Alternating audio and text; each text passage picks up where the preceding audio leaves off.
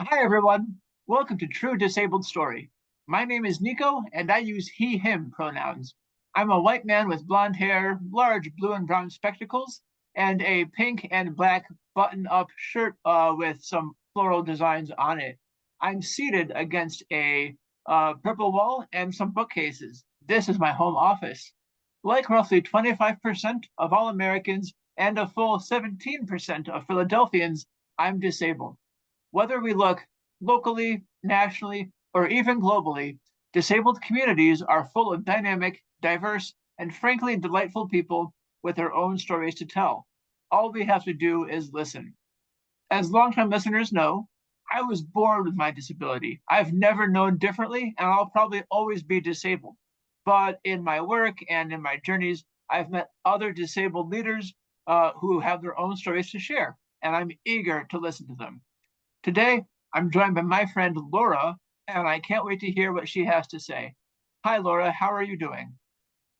Hi, Nico. I am good. Thank you so much for having me on today. I'm so happy to be here. And yes, I am a white female seated against a white background, and I do not use any pronouns. Um, I am also wearing a black zip up jacket, and I have red colored glasses on, and my hair is short brown and down. Yes. Fantastic. Thank you, Laura. So, Laura, what was your path to diagnosis like? Was this a surprise for you? Was this maybe something you were actively pursuing? Paint that picture for us. So, Nico, I admire how you introduced yourself. Uh, I love how you introduced yourself because you said it correctly. You know, you don't know anything different than other than being in your own skin having your disability, right? And that is true for me too. I don't know anything different other than the way I've been doing things my whole life with having cerebral palsy. I was born with cerebral palsy, but it's funny because I wasn't actually diagnosed with cerebral palsy until I was 2 to 3 years old. Um, my parents um knew something was wasn't right, and I don't mean that in a bad way, but I wasn't developing at the normal speed, I guess, you could say, and I was still crawling at age 2 when I should have been walking. Turns out I was diagnosed with cerebral palsy. I was born prematurely and I couldn't breathe when I was little or when I was born. So cerebral palsy is lack of oxygen to the brain. So again, I wasn't breathing when I was born. So as a result, I have cerebral palsy and um I was taught before I entered school, I was taught to learn how to walk um, by a physical therapist. Um, and I got speech therapy done. Someone came to our home and taught me um, those steps. And then I entered school. And yes, so that is my picture for you at a glance. I'll turn it back to you, Nico. Thanks, Laura. Um, Given that we're both people that grew up with disabilities, I really sympathize as you recapped kind of what your journey to school was like and how you got prepared to be in school and be around other kids your age. I loved hearing about how you got physical therapy but also speech therapy. um, if you may. I have a memory of myself in kindergarten when I still had my tracheotomy, when I was having trouble enunciating and making proper pronunciation of words. Um, and the school speech therapist came into my classroom and offered to help me. But at that point in my development, at that point in my life, I was like any other little kid, right? I wanted to be like every other little kid. And I thought, I'm already different enough with this device in my neck. Why would I want, to be otherwise different and to go hang out with this lady alone for several hours? It was a choice I wish I would have made differently looking back. So I was intrigued to hear you say that you actually did undertake speech therapy. Thank you. I'm curious to kind of expand upon that. What impact has your diagnosis of cerebral palsy had on your life? And you can take this however you want. You can talk about work life, school life, any personal or volunteer roles you hold. Just wanted to get a broader sense of how having CP impacts your daily life. Let's hear it. You know, I feel like our interview couldn't come at a better time because I'm definitely reflecting in my personal life. I'm definitely reflecting on how my life went, on the decisions I made. Last night I had a dream, Nico, of my speech therapist. Go figure. And I'm just like, what? What does that mean? Like, I haven't been in touch with that lady for so many years. I don't know where she is. But yes. Anyways, um thank you so much. I did receive speech therapy as well when I entered school. When I entered special education, when I entered when I began to be put on what is called a IEP. I'm sure all of you listening here are familiar with that. And it was definitely hard when I was younger in school because I did get pulled away for certain classes. Yes, speech therapy or certain sessions. Um yeah, and I wanted to be with my friends. I remember in second grade I got, yeah, pulled away for speech therapy and occupational therapy. Gosh, I forgot about occupational therapy.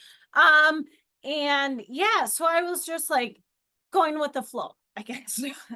um, but when I got older, you know, actually a year later than second grade, I was introduced to a woman and she was my what soon became my um oh my gosh, I forgot her term.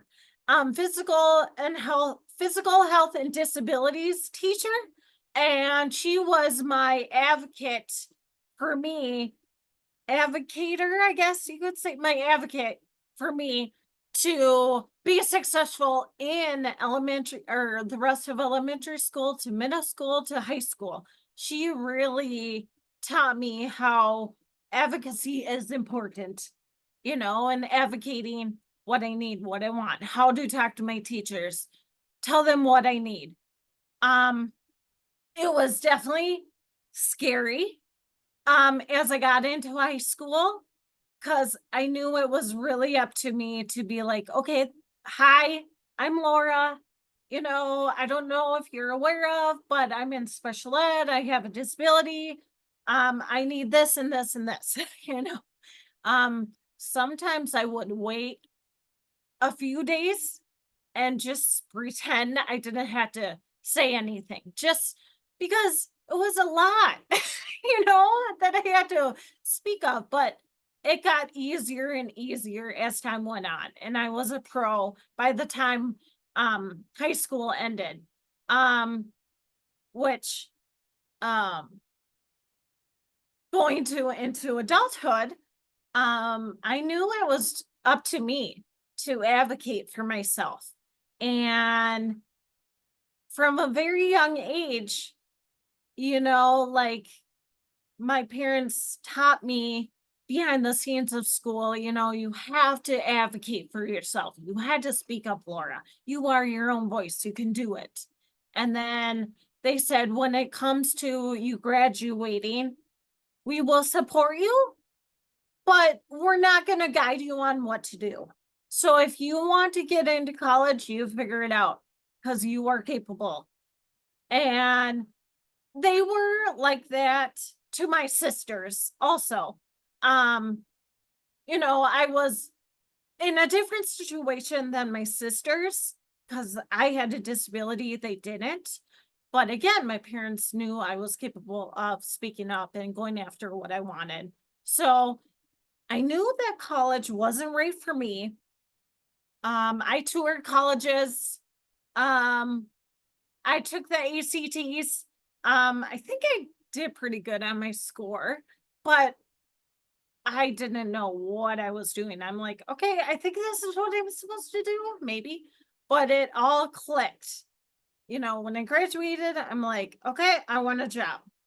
I want a job. I pursued a job in the restaurant industry. And again, I applied there myself. I followed up on my applications or my application. I kept on calling and following up politely. I did whatever I had to do to get noticed, Nico and everyone. But boom, I got that job because I stayed determined and I didn't give up. I wanted to give up on some days. There's a lot of days where you just want to give up. But you got to keep on going, be resilient. After the restaurant industry, I went into the hospitality field at a gym here in Minnesota. Did I say that earlier? I'm in Minnesota. Uh, if you can hear my accent, Minnesota. And yeah, I wanted to be around people. I love like working out. It helps my mental health. And I knew I wanted to work at that gym and I did whatever I had to do to get in there. I even visited different locations and I didn't listen to anyone about like just wait it out. I knew I had to do something. But boom, I got into the gym. And then I knew there was a higher purpose for me. Um and I I wanted to use my talents and skills of persevering and advocacy and get in a field to advocate for people with disabilities like me. And then I got into from a gym, I got into a digital accessibility company. And it was a company where we made websites digitally accessible for people with disabilities.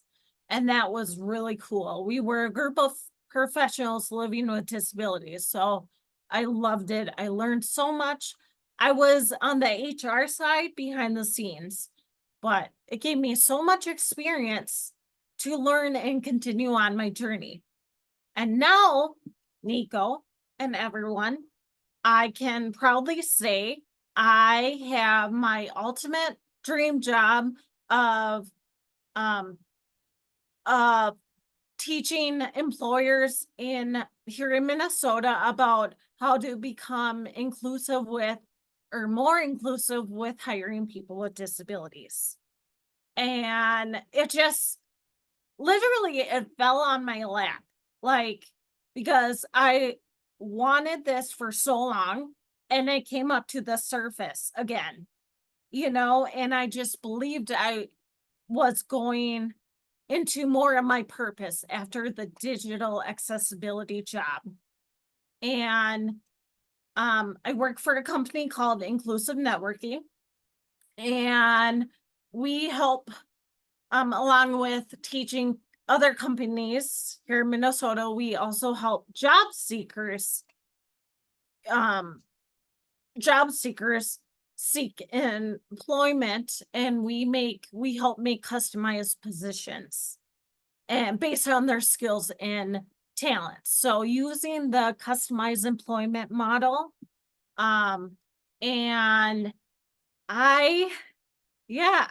Nico and everyone, I'm so proud to say that I accomplished a college course too. 2 years later, after being in this position, I um I became what's called a work incentive practitioner, and I help individuals with disabilities on social security benefits. So along with state or any other federal benefits. So that's what I do as well.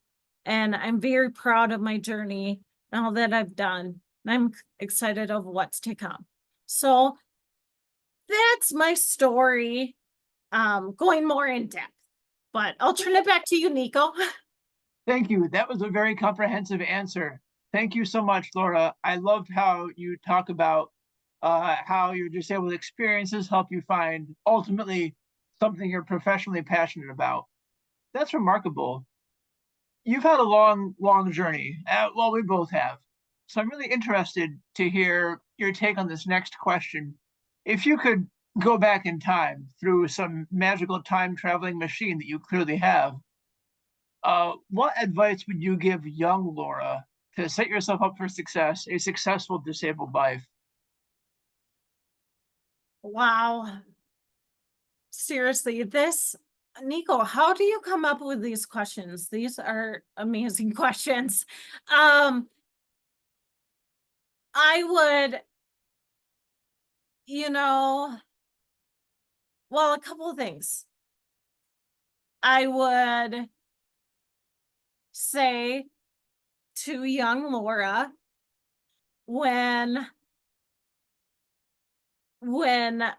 you get scared, or when you fear of like coming out and saying, oh, I have this, or I have a disability, I can't do this, or it's hard for me, and